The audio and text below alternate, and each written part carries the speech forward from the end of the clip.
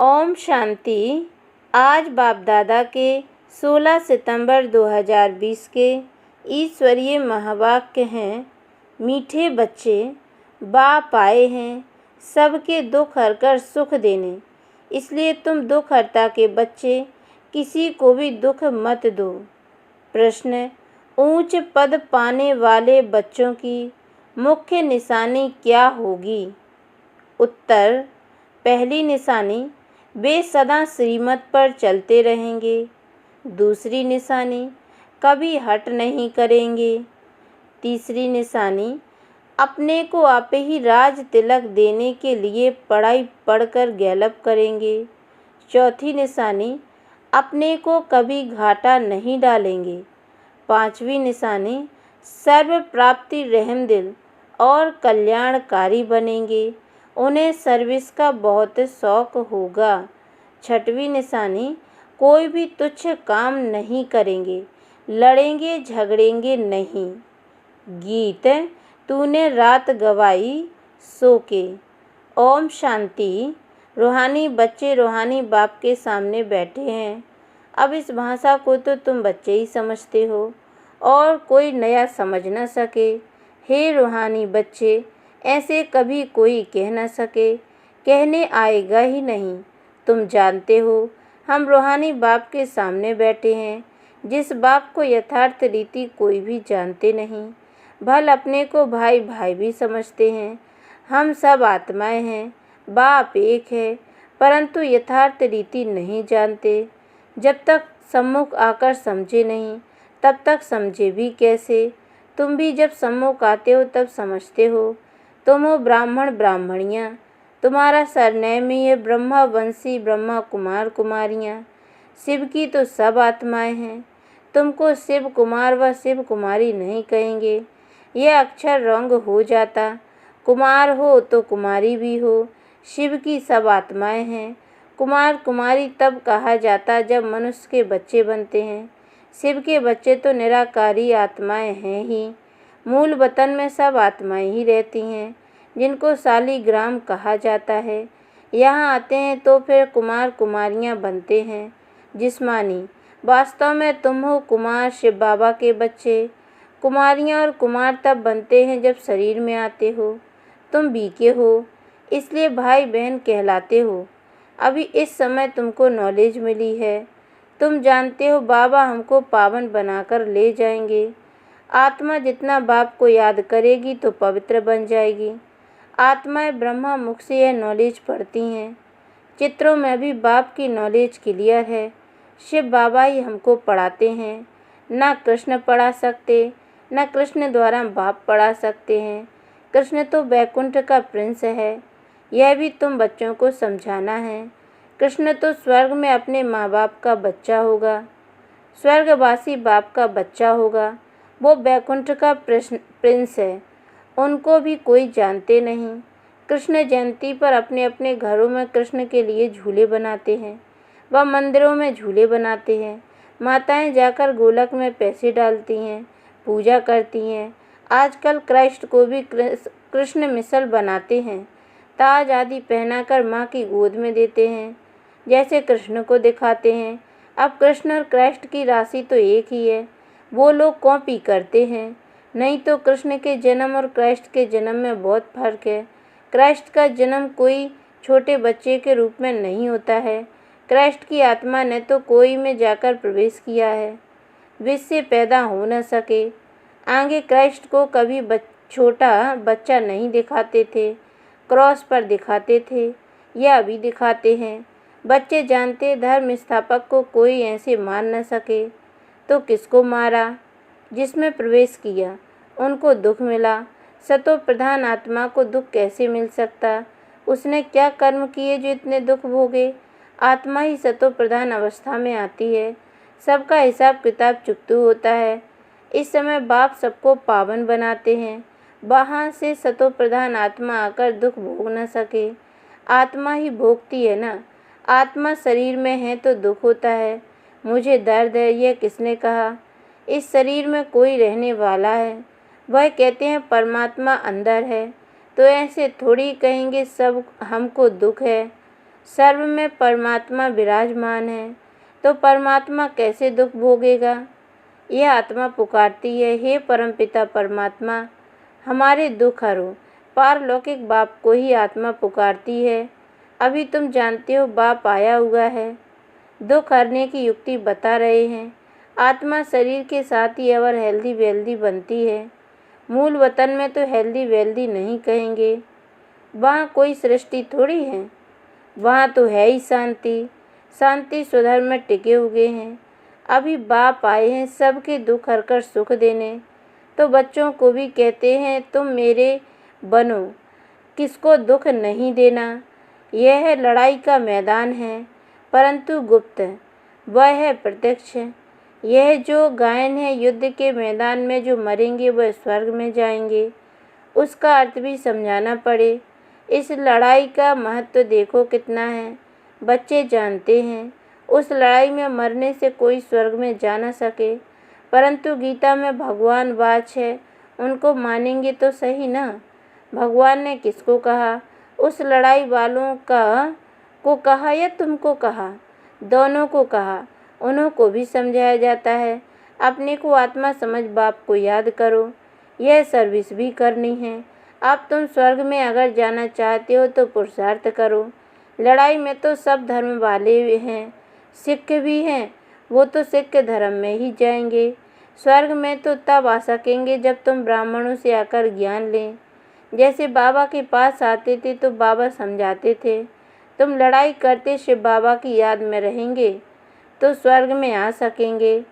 बाकी ऐसे नहीं कि स्वर्ग में राजा बनेंगे, नहीं। जास्ती उन्हों को समझा भी नहीं सकते हो, उनको थोड़ा ही ज्ञान समझाया जाता है। लड़ाई में अपने इष्ट देवता को याद जरूर रखते हैं। सिख होगा तो गुरु गोविंद की जय कहेंगे। ऐसा कोई नहीं जो अपने को आत्मा समझ परमात्मा को याद करे। बाकी हाँ, जो बाप का परिचय लेंगे तो स्वर्ग में आ जाएंगे। सबका बाप तो एक ही है, पतित पावन।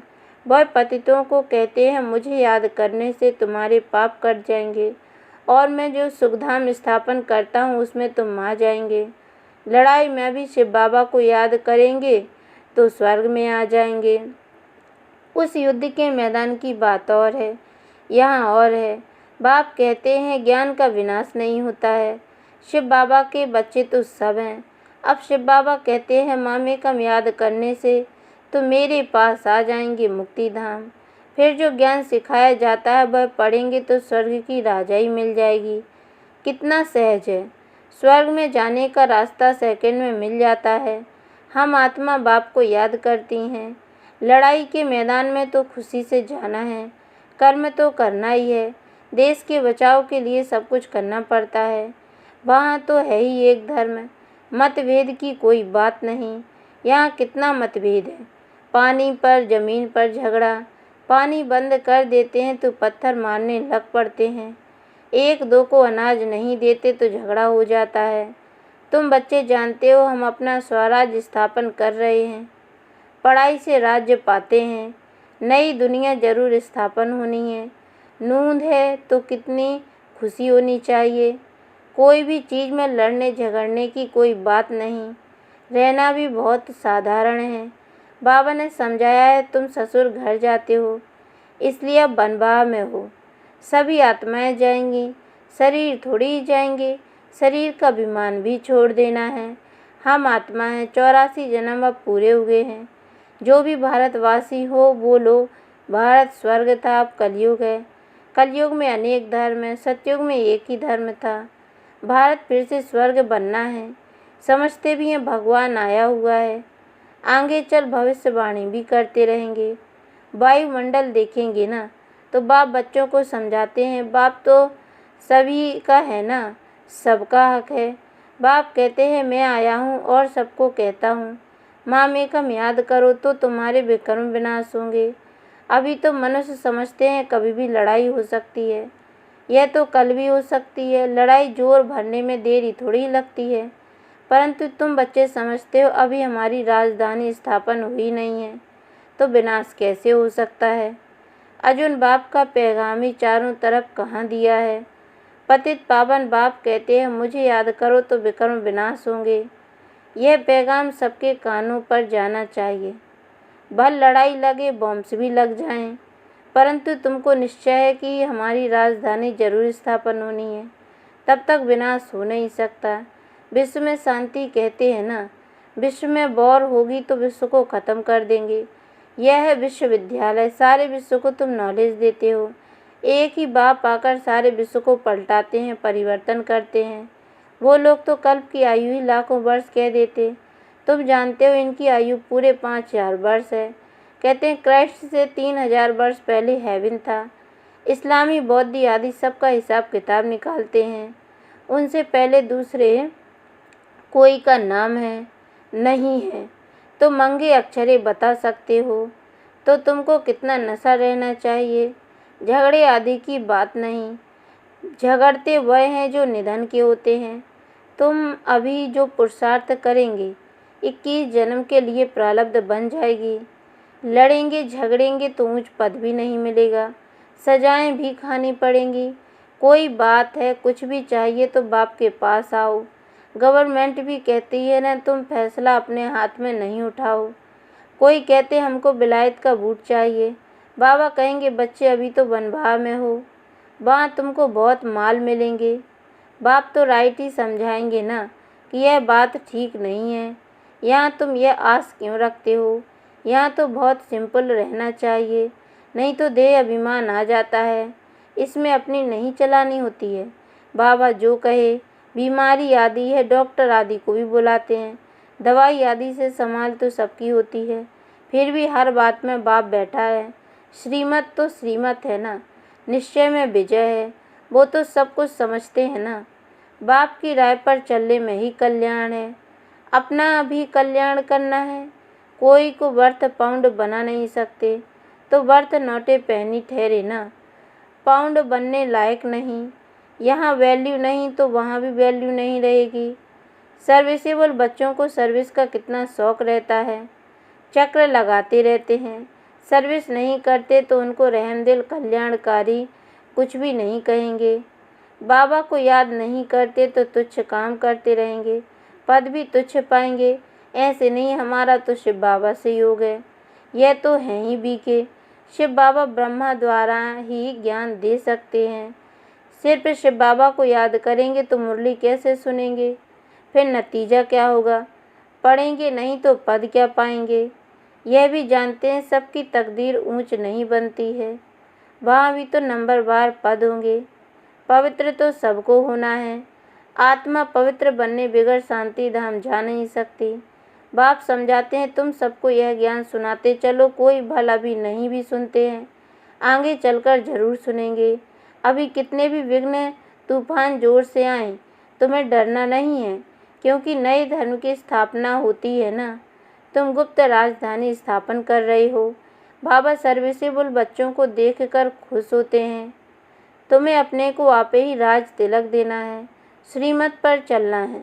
इसमें अपना हट चल न सके। मुफ्त अपने को घाटे में नहीं डालना चाहिए। बाप कहते हैं बच्चे सर्विसेबल और कल्याणकारी बनो। स्टूडेंट को टीचर कहेंगे ना, पढ़कर गैलप करो। तुमको 21 जन्मों के लिए स्वर्ग की स्कॉलरशिप मिलती है।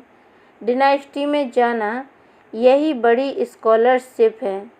अच्छा, मीठे मीठे सिकी लदे बच्चों प्रति माता पिता बाप दादा का याद प्यार और गुड मॉर्निंग।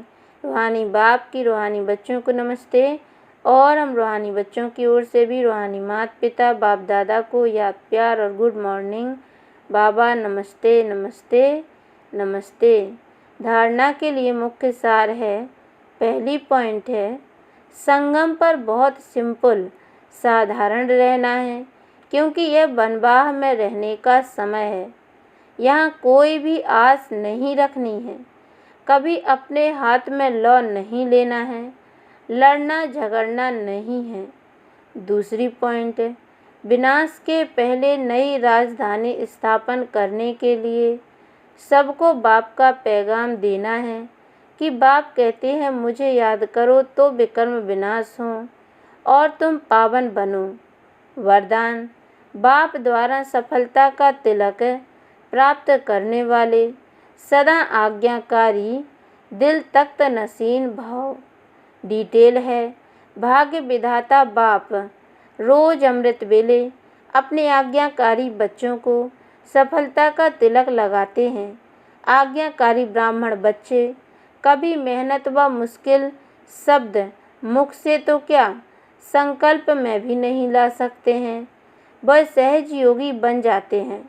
इसलिए कभी भी दिल शिकस्त नहीं बनो, लेकिन सदा दिल तख्त नसीन बनो, रहम दिल बनो, अहम भाव और वहम भाव को समाप्त करो। स्लोगन है, विश्व परिवर्तन की डेट नहीं सोचो, स्वयं के परिवर्तन की घड़ी निश्चित करो। अच्छा, ओम शांति।